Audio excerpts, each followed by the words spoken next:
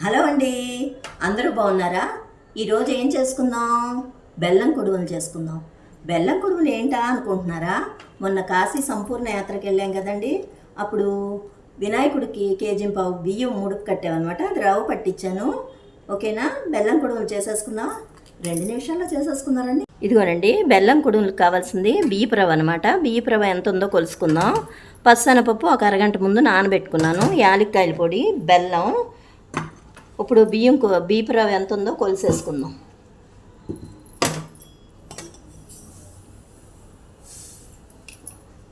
ఒకటి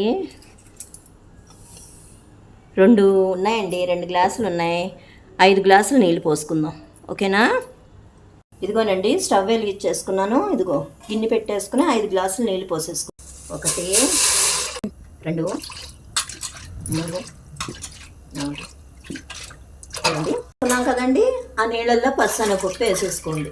ఇదిగోనండి, బెల్లం చెతక పెట్టేసుకుని ఆ నీళ్ళల్లో వేసేసుకున్నాం. ఒక 1/4 కిలో ముక్క, ఒక చిన్న ముక్క, ఒక 50 గ్రాముల ముక్క అనమాట. అంటే సరిపోద్ది తీపి. ఇదిగోనండి, బెల్లం వేసేసాను.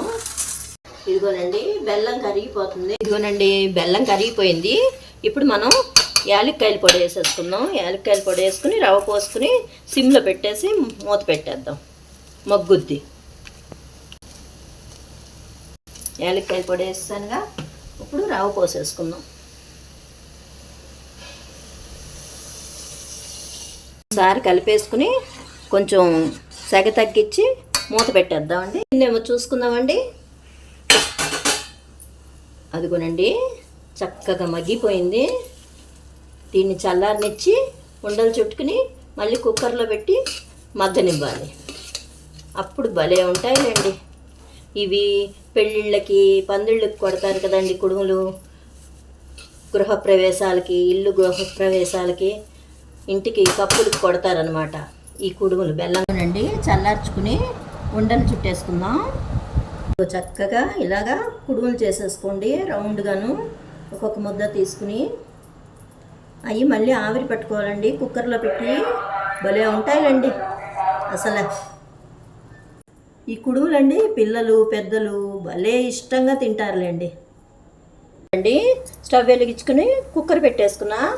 కుడుములు చేసాం కదండి, ఉండలు చుట్టాం కదా. ఇవిగో ఉండలు చుట్టుకుని ఈ గిన్నెని దీంట్లో దింపేసేసి ఆవిరికి ఉడకనిద్దాం. ఇగో మూత పెట్టేసుకోండి. ఒక్క 5 నిమిషాలు ఉడికితే కుడుములు రెడీ. ఇదిగోనండి, స్టవ్ కట్టేశాను. కుడుములు ఉడికినాయేమో చూసుకుందామా? అయ్యోనండి, ఎంత చక్కగా ఉడికినాయో చూడండి.